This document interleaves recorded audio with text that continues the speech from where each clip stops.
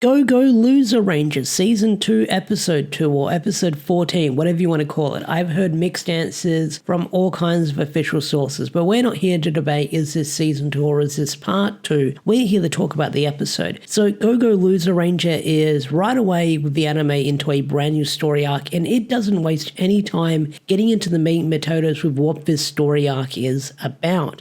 And that's one thing I really do like with this season compared to last season, where last season the pacing was really slow. Like, we took the entire season with the Academy story arc, and when you finally thought that the story was going somewhere with where that season ended off on, then it was like a season break for an entire year. Here, right away, looks like we're jumping right into the action, and they are wasting no time setting up the conflict, setting up the plot. So I get the feeling this could be a really short arc with how fast things are moving, or this is just like really good pacing with whatever they're adapting, which I haven't read the manga up to this point, so I don't know if they could be skipping over key things or key moments, or they're just shuffling things around that might make things for the better, for the worst. So the whole idea with this brand new story arc is that you've got Hibiki or Duster, you've got Hisui or Kanon, I believe her name was, Angel, and a new character, Shidori, going to sort of this like school out in the middle of nowhere that is really old, really run down. It's kind of a like ruffian school, you could say, with how it looks and how dirty it looks in a way.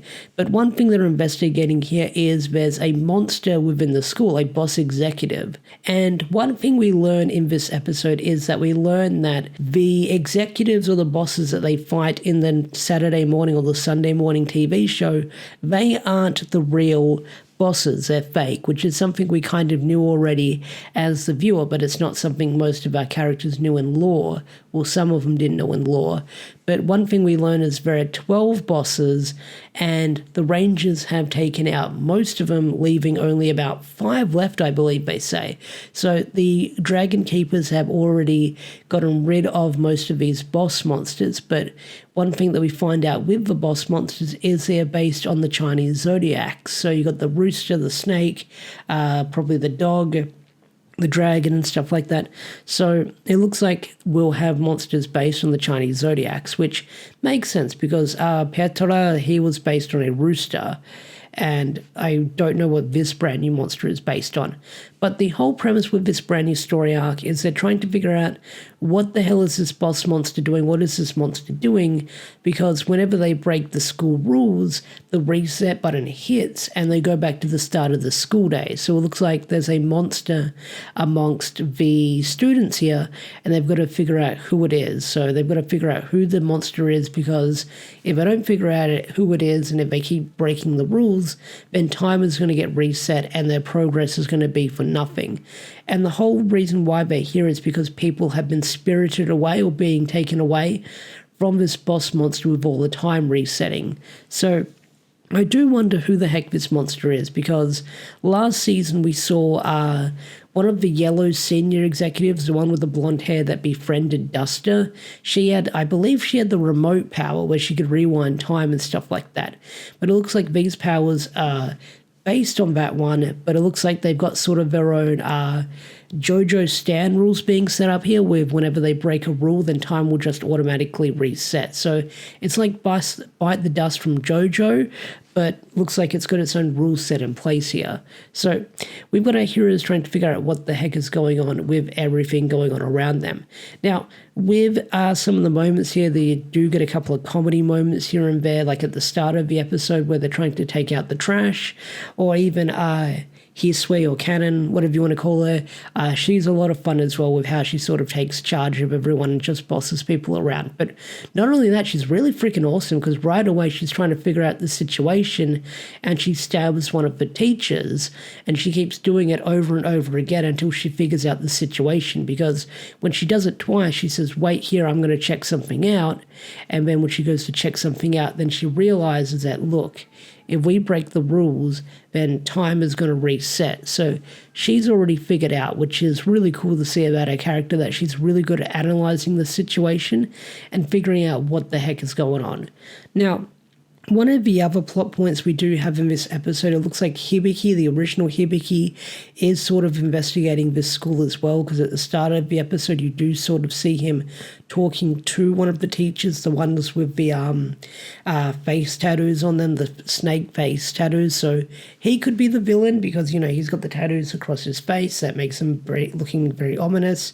But then we've also got this brand new character called Nishiki, who's very timid, very scared, and they want to be a ranger, but they're too timid and stuff like that. So that's why they're hanging around this school. Now, one of the things that we do have in this episode is that Kai from last season, the white-haired character, he's going to be joining Red Battalion because Red Battalion's whole job is to fight monsters or boss monsters. So that's their whole goal. But one of the things we do have at the start of this episode, and it's kind of left as a bit of a mystery, but it does make sense with the opening, and that is that there is a kaiju lurking around somewhere. So we have a bunch of ranger cadets that get messed up by a kaiju, some of them are killed, and it's hard to believe that there's a kaiju roaming around in the forest. So I get the feeling that we will see this kaiju again later down the line, because in the opening of Go-Go Loser Ranger, unless it's there for like sort of fancy like special opening effects or fancy special opening stuff, we do see their Megazord or their mech in this episode or in that opening, so they probably could have it.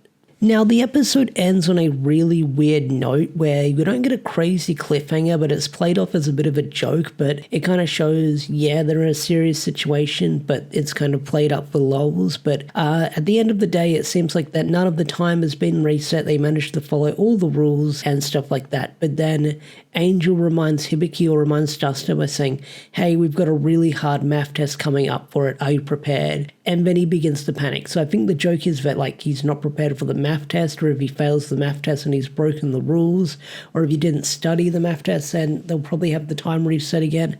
I don't know, but it's a weird note that the episode leaves on, and I did think there might be a post-credit scene with this week's episode, but that wasn't really the case. But overall, Go-Go Loser Ranger is continuing to be a really fun anime to watch week to week. I'm still enjoying the series. No idea what's going to happen next because, like I said, I haven't really picked up the manga since like volume 4. So we'll see what happens. But anyway, guys, what did you think of Go-Go Loser Ranger Season 2, Episode 2, or Episode 14, whatever you want to call it? Tell me in the comment section down below. I'd love to hear your thoughts and opinions. And with that said, I will catch you guys later. Peace out. Take care. Bye.